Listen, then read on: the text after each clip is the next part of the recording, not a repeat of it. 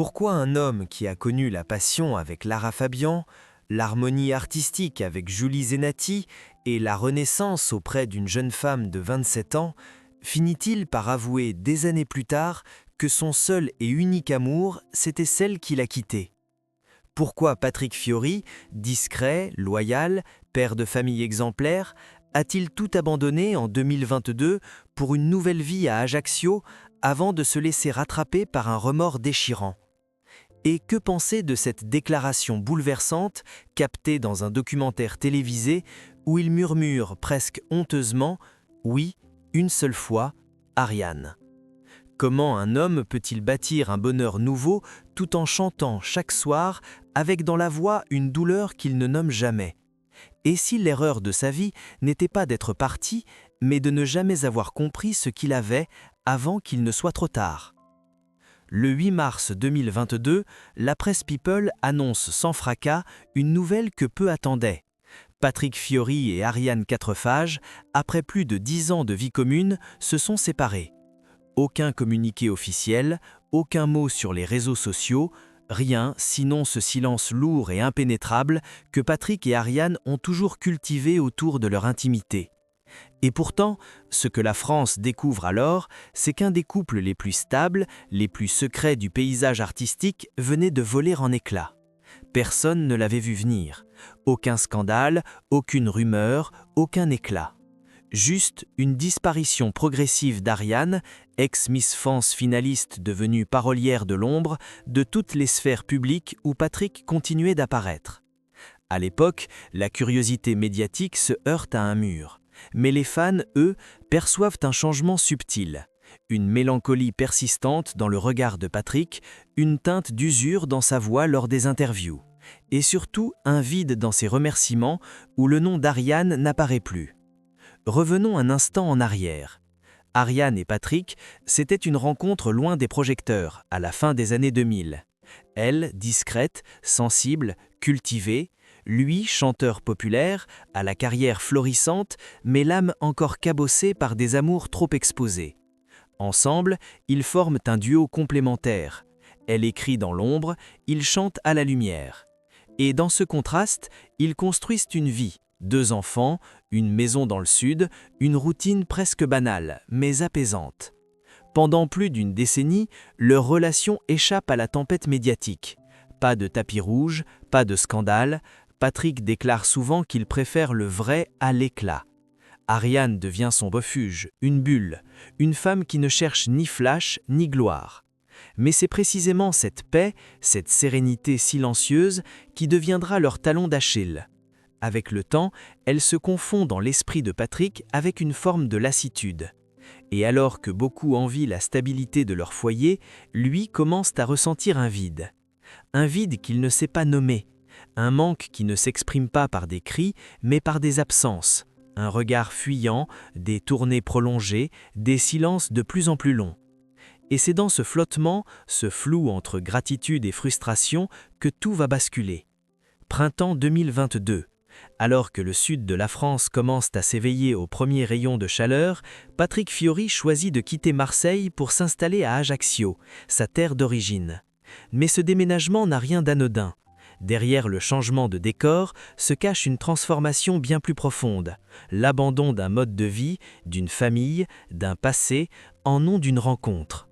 Charline, 27 ans, professeure dans un collège à Toulouse. À 1000 lieues du showbiz, des paillettes, des tapis rouilles, leur premier contact se fait dans l'ombre d'une loge après un concert. Elle n'était pas là en tant que fan, mais accompagnant une amie. C'est ce détail si simple qui, selon les confidences de proches, a immédiatement capté l'attention de Patrick. Elle ne le regardait pas comme une star, elle l'écoutait comme un homme. Et pour un artiste ayant passé sa vie à incarner des rôles, cette absence d'idolâtrie, cet regard nu, devient un souffle d'air frais. Charline n'est ni Lara, ni Julie, ni Ariane. Elle n'a pas d'ambition artistique. Elle ne veut pas collaborer, écrire ou apparaître.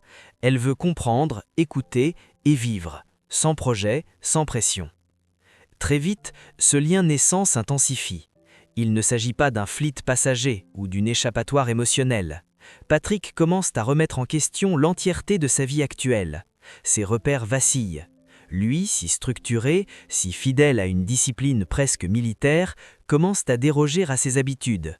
Il repousse des engagements, prolonge ses séjours à Toulouse, puis sans avertir les médias, il déménage à Ajaccio. Ses proches témoignent d'un homme transformé, plus libre mais aussi plus instable. Certains s'inquiètent, d'autres comprennent. Et Ariane, dans ce tumulte, choisit le silence. Elle ne donne aucune interview, ne cherche ni justification ni vengeance publique. Elle se retire dignement, gardant pour elle la douleur d'une rupture vécue dans l'ombre. Pendant ce temps, Patrick et Charline commencent une nouvelle vie. En 2023, un petit garçon naît, Ange. Le nom n'est pas choisi au hasard. Il évoque la pureté, la rédemption, peut-être même une tentative de renaissance. Une nouvelle page écrite à la hâte sur les antres encore chaudes d'une histoire inachevée. Mais cette nouvelle vie, aussi sincère soit-elle, n'efface rien.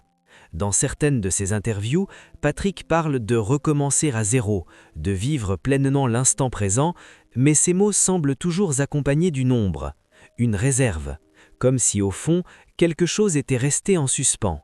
Avant que les tempêtes intimes ne viennent ébranler ses fondations, Patrick Fiori était, pour beaucoup, l'image même de la réussite tranquille. Un artiste à la voix puissante, au charisme mesuré, qui gravit les échelons du succès sans bruit ni scandale. Tout commence véritablement en 1998, lorsqu'il incarne Phébus dans Notre-Dame de Paris. Cette comédie musicale, devenue culte, propulse Patrick sous les projecteurs d'une France fascinée par les grandes fresques lyriques. C'est là qu'il croise le regard de Julie Zenati. À l'époque, Julie n'a que 17 ans. Elle incarne Fleur de Lys. Lui en a 29. Entre eux, une alchimie naît, d'abord sur scène, puis dans la vie. Leur histoire, bien qu'empreinte d'affection, se déroule sous l'œil attentif des médias. Les deux jeunes artistes forment un couple fusionnel, chantent ensemble, vivent ensemble, grandissent ensemble. Mais cette intensité deviendra leur fragilité. Nous étions trop connectés, trop collés, avouera Julie des années plus tard. Dans cette proximité extrême, chacun perd ses repères, sa liberté, sa respiration. Et si leur rupture fut douce en apparence, elle laisse des traces. Patrick, pour la première fois, découvre que l'amour peut étouffer autant qu'il élève. Mais c'est avec Lara Fabian que l'on touche au cœur brûlant de sa vie amoureuse. Leur relation, aussi courte que fulgurante, reste dans les mémoires comme un épisode incandescent, presque autodestructeur. Lara, diva planétaire, hypersensible, volcanique. Patrick, à cette époque, cherche encore un ancrage, une paix intérieure. Le couple, bien que profondément amoureux, se heurte à des vents contraires. La pression médiatique, les égos d'artistes, les blessures mal refermées du passé. C'était un feu d'artifice et un champ de ruines, confiera un proche du chanteur. Ils s'aimaient à se faire mal. Et quand la rupture survient, brutale, elle laisse Patrick vidé. Sa musique devient plus sombre, ses textes plus introspectifs. Il comprend, à ses dépens, que la passion sans équilibre peut consumer jusqu'à l'identité. Malgré ses secousses privées, sa carrière, elle, continue son ascension. Dans les années 2000-2010, Patrick enchaîne les albums à succès, les tournées à guichets fermés, les collaborations prestigieuses. Il devient un pilier de la variété française, respecté pour sa constance et sa sincérité. Son public grandit avec lui reste fidèle. Il participe aussi à The Voice Kids, où son rôle de coach bienveillant renforce son image d'homme stable, rassurant, profondément humain. Il incarne aux yeux de beaucoup l'anti-diva. Pas de scandale, pas d'excès, pas de faux-semblants. Mais derrière cette façade impeccable, un homme cherche encore. Quelque chose lui manque. Une paix qu'il croit peut-être trouver dans la stabilité d'Ariane. Une réparation après les tempêtes. Un abri. Mais peut-on aimer sans être guéri? Peut-on construire sans avoir désappris à se perdre? Les années passent et Patrick Fiori devient un incontournable de la scène musicale française. Chaque album est un succès, chaque concert une communion. Sa voix chaude, enveloppante, touche le cœur d'un public intergénérationnel. Il chante de l'amour, de la perte, de la résilience, des thèmes universels qu'il incarne avec une sincérité désarmante. Mais plus il chante de l'amour, plus il semble s'éloigner dans sa propre vie. Autour de lui, tout semble sous contrôle. Un artiste comblé, un père épanoui, un compagnon fidèle. L'image est parfaite, trop parfaite peut-être. Car dans le cœur de Patrick, une inquiétude sourbe commence à s'installer. non pas à cause d'Ariane, mais à cause de lui-même. Il sent confusément que quelque chose lui échappe, une part de lui reste insatisfaite, en suspens. Et comme souvent chez les artistes, cet déséquilibre ne crie pas. Il s'insinue, il se glisse dans une intonation, une hésitation, un regard. Il se dissimule dans une chanson dédiée à ceux qu'on n'a pas su aimer comme il fallait. Et ce trouble silencieux, inavoué, finira par tout emporter. Dans l'univers feutré de la chanson française, rares sont ceux qui, comme Patrick Fiori, ont su maintenir une trajectoire sans éclat tapageux, sans chute spectaculaire. Et pourtant, derrière cette longévité exemplaire se cache une autre forme de fracture, celle de l'homme qui, en public, rayonne, mais qui, en privé, s'efface. En 2017, à l'occasion de la sortie de son album Promesse, Patrick offre une série d'interviews plus personnelles qu'à l'accoutumée. Il y évoque sa famille, ses racines corses, son enfance marquée par l'humilité et les valeurs simples. Il parle aussi de l'admiration pour les femmes de sa vie sans jamais entrer dans les détails. Mais dans un entretien accordé à Version Femina, une phrase glisse, presque anodine. « J'ai parfois mis du temps à comprendre la valeur de ce que j'avais. » À l'époque, peu y prêtent attention. Aujourd'hui, cette confession sonne comme un présage, comme une brèche dans le vernis du bonheur affiché. Patrick Fiori, c'est aussi un homme pétri de dualité. Chanteur populaire mais discret, passionné mais pudique, homme de scène et homme de silence. Ces contradictions font sa force artistique, mais elles deviennent un fardeau dans la sphère intime. Car comment être totalement présent pour l'autre quand on est sans cesse en tournée ? Comment partager pleinement la vie quotidienne quand on vit la moitié de l'année dans des hôtels et les autres mois dans des studios d'enregistrement ? Ariane, dans ce contexte, a incarné la patience. Pendant plus de 10 ans, elle a tenu la barque, élevé les enfants, géré l'absence avec dignité. Jamais une plainte, jamais un mot déplacé dans la presse. Elle était là, constante, silencieuse, comme une colonne invisible qui soutient sans réclamer. Mais Patrick, absorbé par sa quête artistique et intérieure, n'a peut-être pas vu ce que cette constance lui apportait. À force de chercher une émotion plus vive, un souffle nouveau, il en est venu à confondre la paix avec la fadeur, la tendresse avec l'ennui, l'amour profond avec une habitude. Et cette confusion insidieuse qui ouvre la voie à la rupture. Non pas une rupture brutale, violente, spectaculaire, mais une dérive douce, presque imperceptible, jusqu'au moment où l'on se réveille un matin en réalisant que l'on est déjà ailleurs. Quand Charline entre dans sa vie, elle ne bouscule pas tout d'un coup. Elle incarne ce différent dont il rêvait sans oser se l'avouer. Avec elle, pas de passé commun, pas de poids du quotidien, pas de souvenirs à porter. Juste une page blanche. Et pour Patrick, en pleine remise en question existentielle, cela a le goût de la liberté retrouvée. Mais à quel prix ? Car en choisissant de tourner cette page, Patrick ne savait pas encore qu'il allait laisser derrière lui bien plus qu'une femme. Il allait laisser une part de lui-même, celle qui savait encore ce que signifiait aimer sans silence. Et bientôt, ce passé qu'il croyait avoir oublié allait le revenir hanté dans les mots d'un documentaire et d'une vérité qu'on n'attendait plus. Pendant des mois, la rupture avec Ariane était restée un non-dit. Pas de communiqué, pas de photos déchirées, pas de guerre par presse interposée.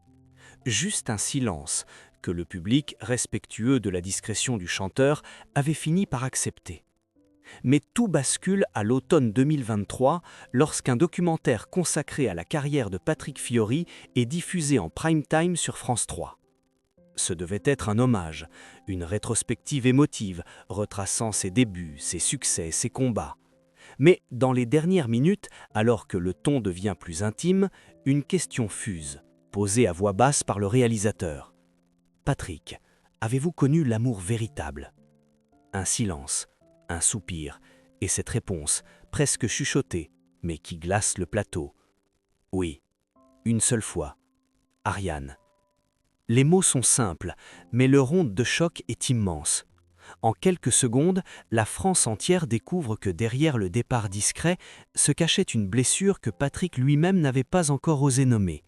Il ne dit pas qu'il regrette, il ne dit pas qu'il aurait fait autrement, mais il affirme avec une clarté désarmante que ce qu'il a perdu, c'était l'unique.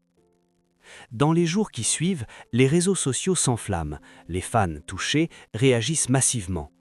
Comment peut-on quitter l'amour de sa vie ? Il faut être courageux pour admettre une telle vérité. C'est tragique et magnifique à la fois. Des voix discordantes s'élèvent aussi. Certains y voient une trahison envers Charline, la mère de son fils Ange. D'autres s'interrogent. Cette confession est-elle une forme de rédemption ou un dernier adieu voilé? Et surtout, pourquoi maintenant? Des proches, restés anonymes, confient que Patrick avait longtemps hésité à livrer cette vérité, que ce tournage a été éprouvant, que cette phrase, il l'a répétée plusieurs fois hors caméra, sans jamais oser la laisser enregistrer, jusqu'à ce jour. Certains y voient un acte d'amour ultime, d'autres une maladresse. Mais personne ne reste indifférent. Car en un instant, le récit change. Patrick n'est plus seulement l'homme qui est parti, il est devenu l'homme qui sait qu'il a perdu l'essentiel et qui ose le dire. Cette déclaration ne change rien à sa vie actuelle. Il est toujours avec Charline, il élève son fils, il remplit les salles. Et pourtant, tout a changé. Parce que le public, désormais, connaît ce qu'il cachait si bien. Une vérité douloureuse, lucide, irréversible. Dans les jours qui suivent la diffusion du documentaire, aucun communiqué n'est publié, ni de Patrick, ni de Charline, ni bien entendu d'Ariane. Mais le malaise est palpable. Lors d'un concert à Lyon, une fan lui tend une lettre en criant « Pour Ariane ». Patrick sourit, visiblement ému, mais ne répond pas. Il enchaîne immédiatement sur une chanson avec des paroles troublantes. Une place vide à ma table, une voix qui me manque dans la nuit. Les journalistes s'interrogent. Les émissions de débat télévisés tournent en boucle sur le sujet. Un homme peut-il aimer une femme et en regretter une autre à jamais? Les plateaux s'enflamment. On convoque des psychologues, des chroniqueurs, des chanteuses passées par des histoires similaires. Et tandis que les débats s'emballent, Patrick, lui, se tait. Mais autour de lui, les silences se fissurent. Des sources proches de la production du documentaire révèlent que la phrase « Oui, une seule fois, Ariane » a été prononcée hors script. Elle ne figurait dans aucune question préétablie. C'est Patrick qui, lors d'un échange improvisé, a senti le besoin de le dire. Et il aurait insisté pour que ce moment reste à l'image. Ce n'était pas un lapsus, c'était une décision. Un choix de mettre des mots là où pendant des années, il n'y avait eu que des gestes retenus. Charline, elle, ne s'est pas exprimée publiquement, mais certains médias comme Closer ou Voici citent des proches de l'entourage qui décrivent une tension crescente au sein du couple. Elle ne s'attendait pas à ça, dit un d'eux. Elle savait qu'Ariane avait compté, mais pas à ce point. Une autre source évoque une blessure intime. Quand on partage la vie d'un homme, qu'on élève son enfant et qu'il déclare à la France entière que son seul amour était une autre, comment ne pas vaciller? Le scandale ici ne tient pas à un adultère, à une trahison physique. Il est plus subtil, plus cruel peut-être. C'est celui d'un amour encore vivant dans l'ombre, d'une mémoire qui refuse de mourir. Et cette mémoire, désormais publique, prend toute la place. Chaque article, chaque émission, chaque tweet ravive la douleur. Pour Ariane, ce retour brutal sous les projecteurs est une ironie tragique. Elle, qui avait choisi le silence, la dignité, la discrétion, devient soudain le cœur d'un drame national.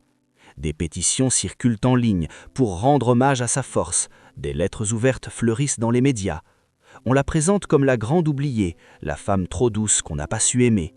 Mais ce que peu savent, c'est qu'elle aurait, selon Télé Loisirs, refusé toute demande d'interview. Une amie proche aurait déclaré « Ariane n'a pas besoin de se justifier, elle n'a rien à prouver, elle sait qui elle est ». Une phrase simple, mais terriblement puissante. Et Patrick, dans tout cela, que ressent-il?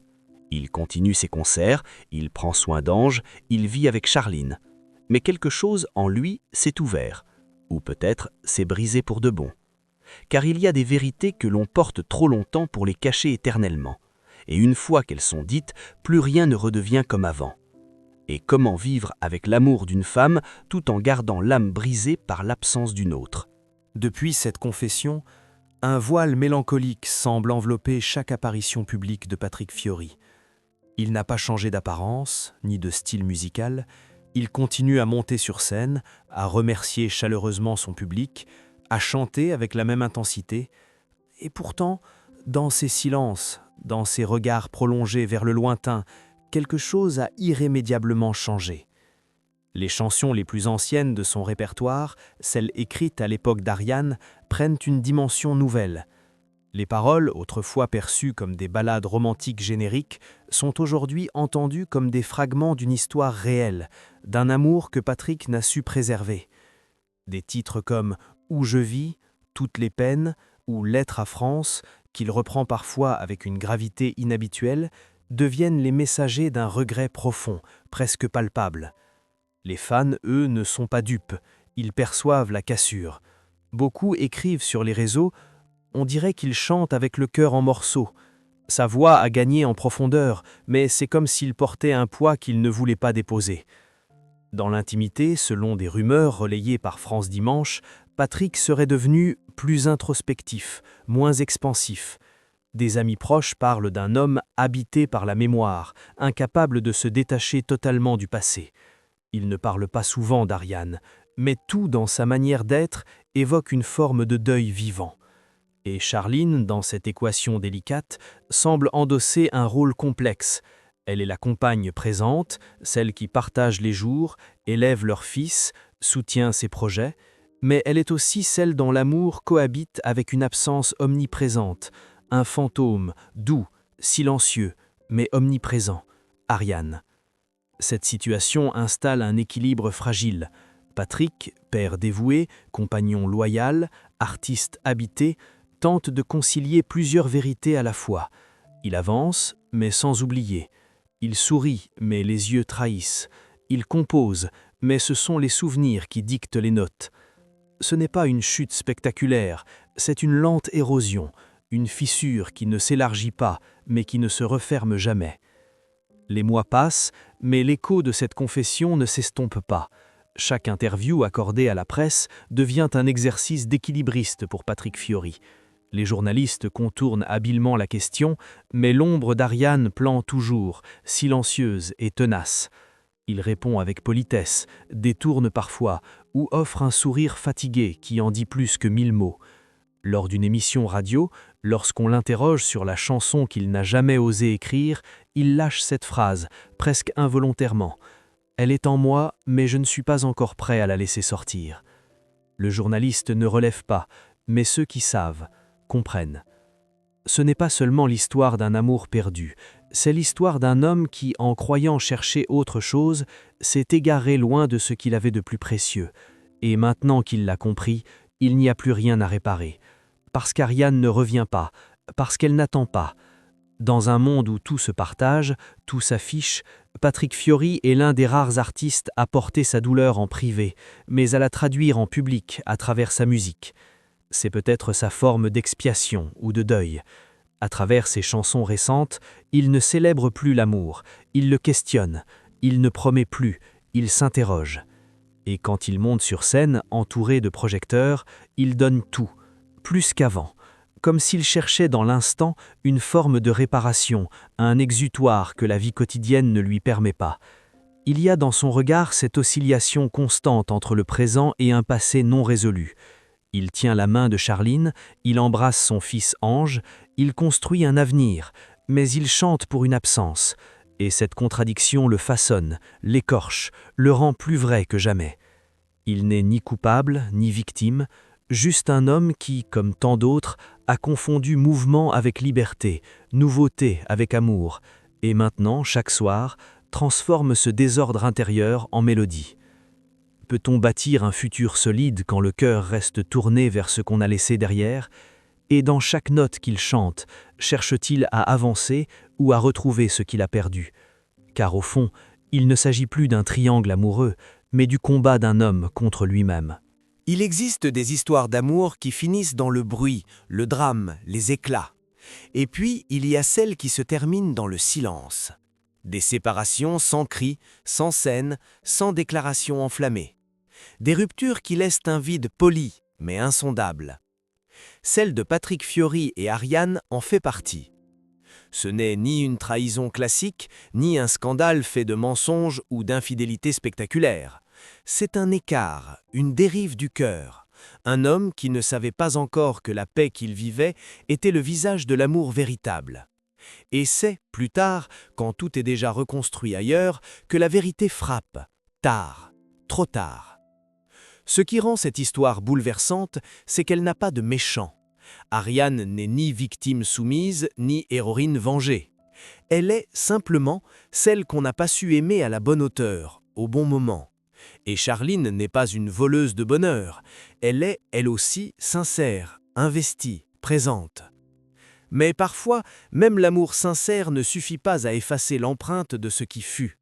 Et dans les yeux de Patrick, malgré la vie nouvelle, malgré le fils, malgré la lumière, il y a une ombre, celle d'un souvenir devenu vérité, celle d'une femme qu'il a perdue en croyant simplement changer de route.